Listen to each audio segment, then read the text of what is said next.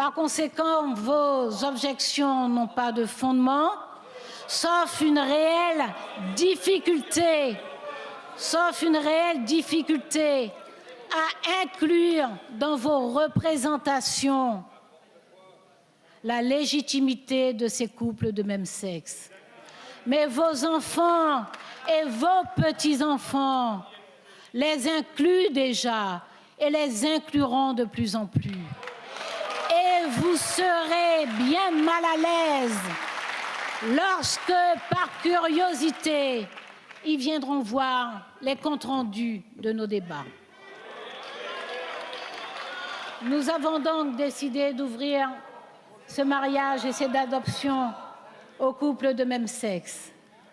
Le mariage qui, je le disais tout à l'heure, je le démontrais avec des références historiques et juridiques, a été une institution de propriété, puisque, je vous le disais, le mariage a d'abord servi à marier des patrimoines, des héritages et des lignées.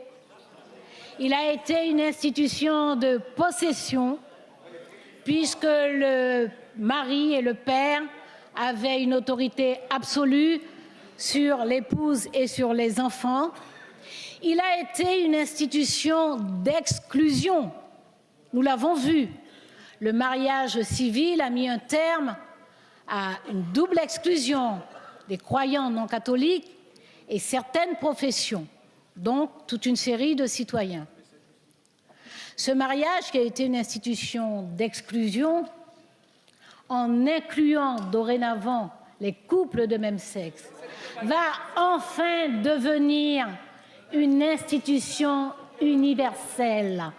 Enfin, le mariage devient une institution universelle.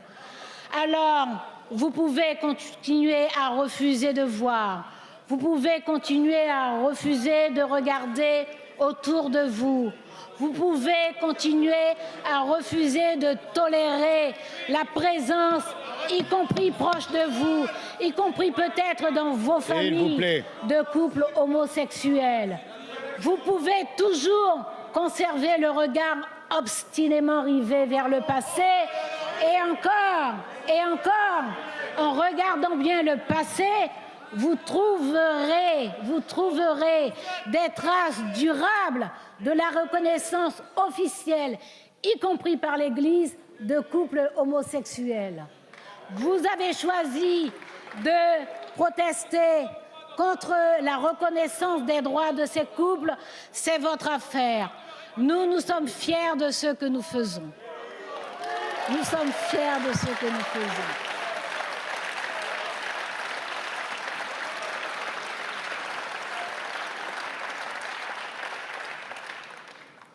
Et nous sommes si fiers de ce que nous faisons que je voudrais le définir par les mots du poète Léon Gontran Damas.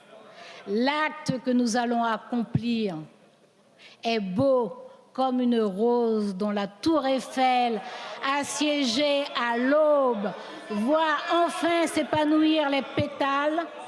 Il est grand comme un besoin de changer d'air. Il est fort comme le cri aigu d'un accent dans la nuit longue. Merci à vous.